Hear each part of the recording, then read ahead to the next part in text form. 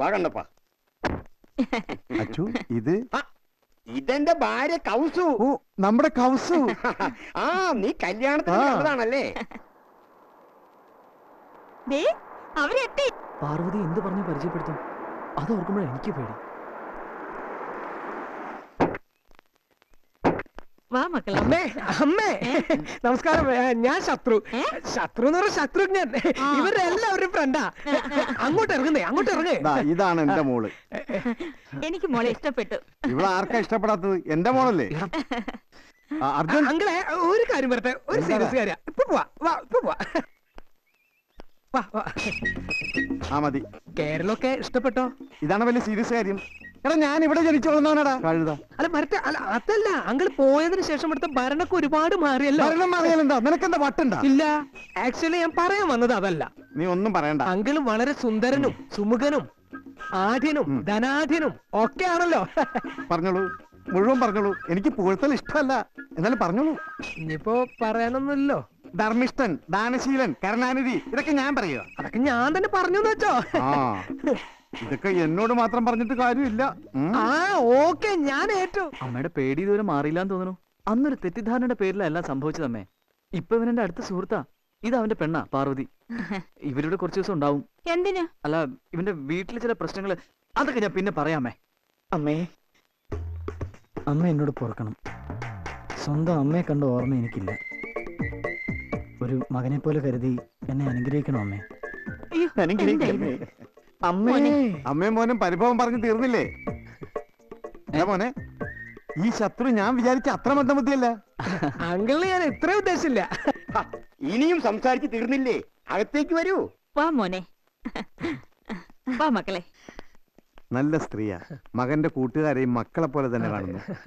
സത്യത്തിൽ അസൂയ തോന്നുന്നു. ഇതാണ് കൂട്ടുകാരന്റെ പെണ്ണിന്റെ മുറി. ഈ മുറിയിൽ ഇവരെ പാർവതി താമസിപ്പിച്ച ശരിയാവില്ല. അതന്നെ, അത് ശരിയാവില്ല. അതെന്താ? അത് ഇവള് ഇവിടെ ഉണ്ടെന്ന് ഇവിടെ വീട്ടിലറിഞ്ഞാലോ അല്ലേ? ഒരു സേഫ്റ്റിക്ക് വേണ്ടി രഹസ്യമായിട്ട് ഇവിടെ വല്ല ഹോസ്റ്റലിലും ആക്കാം അല്ലേ? അപ്പൊ നമുക്ക് എല്ലാവർക്കും കൂടി ഒന്ന് പോയിട്ട് വരാം. എന്താ എല്ലാവരും കൂടി പോയിക്കോട്ടെ. വാ വാ വാ വാ വാ. അല്ല, എത്ര ദിവസമാണെന്ന് കരുതിയാ എല്ലാരും കളിപ്പിച്ചിവിടെ കഴിയാ? ഇനിയെങ്കിലും വർക്ക്ഷോപ്പിൽ ചെന്നില്ലെങ്കിലേ ആകെ കുഴപ്പാ. അല്ല, നീ കോളേജിലേക്കാന്നും പറഞ്ഞ് കാലത്തൊക്കെ മുങ്ങിയാ പോരെ? നിനക്ക് വേണ്ടി മാത്രമാണ് ഈ വണ്ടി ഇവിടെ കാത്തു കിടക്കണത്. നിന്റെ കൊടൈക്കനാല് ടൂർ കാരണം എനിക്ക് നഷ്ടപ്പെട്ടതേ 6 കസ്റ്റമേഴ്സാ. അതും 6 ഡീസൽ കാർ. കുറിച്ച് പിന്നെ എടാ, നീ ഇവന്റെ മാത്രമല്ല ഈ നാട്ടുകാരുടെ മൊത്തം ശത്രുവാ. മര്യാദക്ക് പണിതുകൊണ്ടിരുന്നവനാ. നീയോ കോളേജിൽ പോയി ചീത്തയായി, ഇനി ഇവരെയും കൂടി ചീത്തയാക്കാനാണ്. എന്റെ ലോണപ്പ ചേട്ടാ, ഇവൻ ആ കോളേജിൽ വിദ്യാർത്ഥിയല്ല, അഭയാർത്ഥിയാ. ഇതിനെല്ലാം കാരണം നിന്റെ അത്യാർത്ഥിയാ, ഒടുക്കത്താർത്ഥി. ഇപ്പൊ ഇവനെ തപ്പിട്ട് അവിടെ വേറെ അഭയാർത്ഥി വന്നിരിക്കാ. ആരാത്? ആതിര. ആതിരല്ലാന്ന് ആതിര.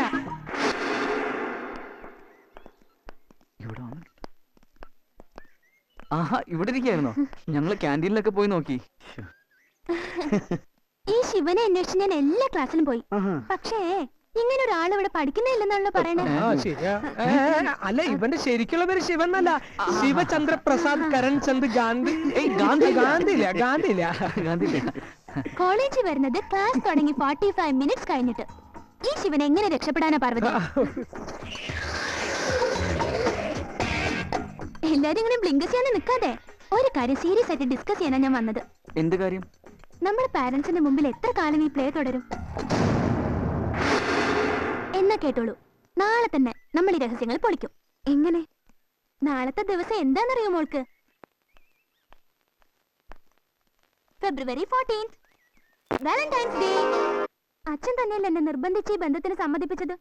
എന്നിട്ടിപ്പോ എങ്കിൽ ആ അച്ഛൻ തന്നെ പറയുന്നു ഈ ബന്ധം വേണ്ടാന്ന്. ഇവന്റെ മകനാണെന്നുള്ള പരിഗണനയും കൊടുത്തിരുന്നു.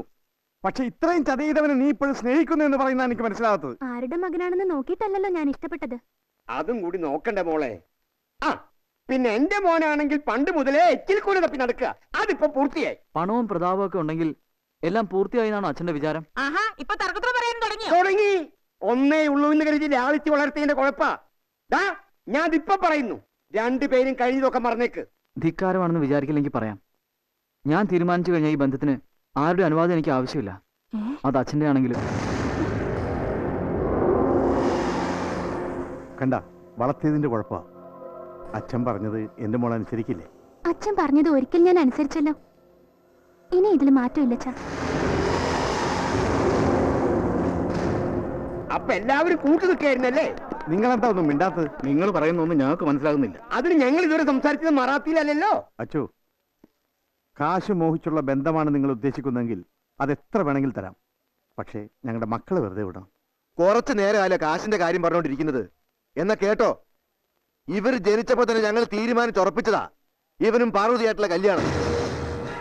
ഇനി ഏത് കൊമ്പത്ത് ആളുകൾ വന്നാലും അതിന് ഒരു മാറ്റം ഉണ്ടാവില്ല. ഞങ്ങൾ കണ്ടത് സ്വപ്നമൊന്നല്ലല്ലോ. അല്ലെങ്കിൽ ഇവര് പറയട്ടെ സത്യം എന്താണെന്ന്. ശിവ, നീ പറഞ്ഞോണ്ടായിരുന്നു ഇതെല്ലാം. ക്ഷമിക്കണം, ഞങ്ങൾക്കൊന്നും അറിയില്ലായിരുന്നു. ആ, ഇത് നാടകം. എന്നാലും നീയൊന്നും വർഗ സ്വഭാവം മറക്കില്ലല്ലോ. ഒന്നും അറിഞ്ഞില്ല അത്രേ. എന്നാൽ ഇപ്പൊ അറിഞ്ഞല്ലോ, ഈ ബന്ധത്തിൽ നിന്നും നിങ്ങളുടെ മക്കൾ പിന്മാറിയില്ലെങ്കിൽ അവര് മാത്രമല്ല നിങ്ങളും അനുഭവിക്കും.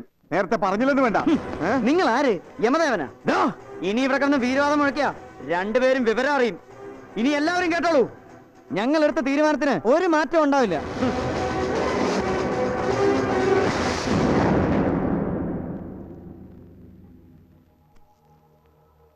Hey guys, tell me, how can I help you? അച്ഛന്റെ അമ്മയുടെ കണ്ണു വെട്ടിച്ചിട്ട് ഞങ്ങൾ വന്നിരിക്കുന്നത്. ഈ അവസ്ഥയിൽ രഞ്ജൻ ഞങ്ങൾ സഹായിച്ചേ പറ്റൂ. എങ്ങനെ? അത് ഞങ്ങൾക്കറിയില്ല. ഇപ്പൊ വല്ലാത്തൊരു സിറ്റുവേഷനിലാ ഞങ്ങള്. See, this is your problem. You people always think of yourself only. Parents അനുഭവിക്കുന്ന വിഷമം എന്താണെന്ന് ആലോചിച്ചിട്ടുണ്ടോ നിങ്ങൾ? അതൊക്കെ പോട്ടെ.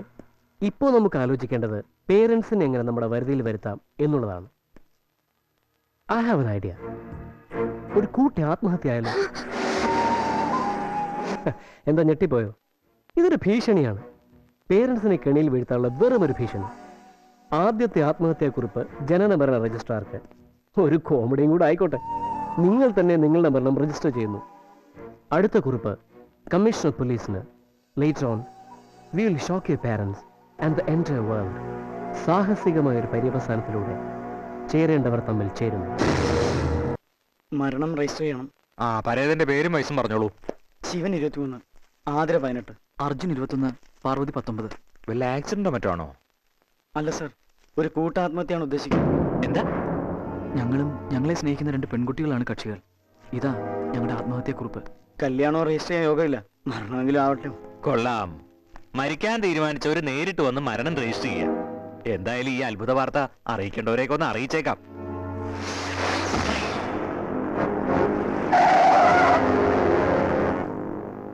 നിങ്ങളുടെ തീരുമാനങ്ങളൊക്കെ ഒന്ന് അറിയാനാ ഞാൻ വന്നത്. ഞങ്ങളുടെ കുട്ടികൾ ഇപ്പൊ എവിടെയുണ്ട്? എന്താ? എന്തു പറ്റി? അവരെ ഇന്നലെ മുതൽ കാണാനില്ല. മാത്രല്ല, ആത്മഹത്യാ ഭീഷണി മുഴക്കി അവരിപ്പോ പോലീസ് കമ്മീഷണർക്ക് പരാതി കൊടുത്തിരിക്കുക. ഓഹോ. എന്തായാലും ഞങ്ങൾ അവരുടെ ആഗ്രഹത്തിന് എതിര് നിൽക്കുന്നില്ല. ഞങ്ങൾക്ക് ഞങ്ങളുടെ മക്കളെ തിരിച്ചു കിട്ടിയാൽ മതി. ഇന്നും കൂടി അവരെ കണ്ടെത്താൻ കഴിഞ്ഞില്ലെങ്കിൽ പത്രത്തിലൂടെയെങ്കിലും ഈ വിവരം അറിയിക്കാനാണ് ഞങ്ങളുടെ തീരുമാനം.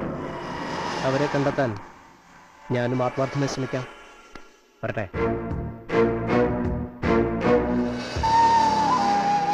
I don't know how to tell you that. മക്കളെ കാണാൻ ദുഃഖിച്ചിരിക്കുന്ന പേരൻസിനെ പ്രതീക്ഷ ഞാൻ അവിടെ ചെന്നത്. പക്ഷെ കണ്ടതോ മദ്യപിച്ച് ആഹ്ലാദം പങ്കുവയ്ക്കുക അവര്. യുനോ, പണത്തിനപ്പുറം ബന്ധങ്ങളില്ലെന്ന്, എന്തിന് ജീവിതം പോലും ഇല്ലെന്ന് വിശ്വസിക്കുന്നവരാ കണ്ണപ്പന് വെച്ചത്.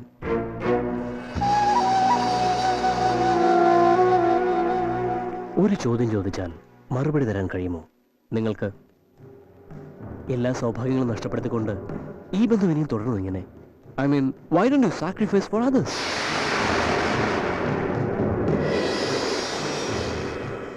ഈ ദേഷ്യം ഇറ്റ് ഈസ് ക്വൈറ്റ് നാച്ചുറൽ. ഇതേ ചോദ്യം ഞാൻ ശിവനോടും മാധുരിയോടും ചോദിച്ചു. ശിവൻ എന്നെ തല്ലിയില്ലെന്നേ ഉള്ളൂ. എന്നാൽ നിങ്ങളെക്കാൾ ഉറച്ചൊരു തീരുമാനത്തില കണ്ണപ്പന് വച്ചതിന്.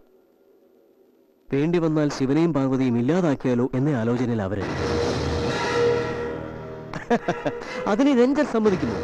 നെവർ. നിങ്ങൾ 2 കൂട്ടരെയും ഞാൻ 2 സ്ഥലത്താക്കേണ്ട ഉദ്ദേശം ഇപ്പൊ മനസ്സിലായോ?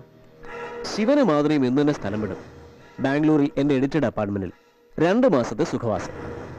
ആതിരയുടെ 18th ബർത്ത്ഡേയുടെ അന്ന് തന്നെ രജിസ്റ്റർ മാരേജ്. ഇനി നിങ്ങൾ ഇന്ന് സൂര്യാസ്തമയത്തിന് മുൻപ് you will be reached my estate bungalow safely with me. നാളെ ശുഭമുഹൂർത്തത്തിൽ മാരേജ്.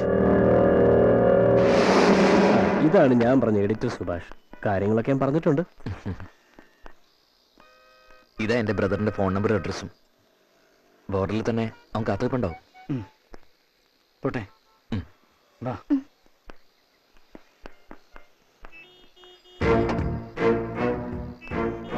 Thanks uncle. ഏയ് കമോൺ, അങ്ങനെ ഒരു നന്ദി പ്രകടനത്തിന്റെ ആവശ്യമുണ്ടോ? ഇതൊക്കെ എന്റെ കടമയാണെന്ന് വിശ്വസിക്കുന്നയാളാ ഞാൻ.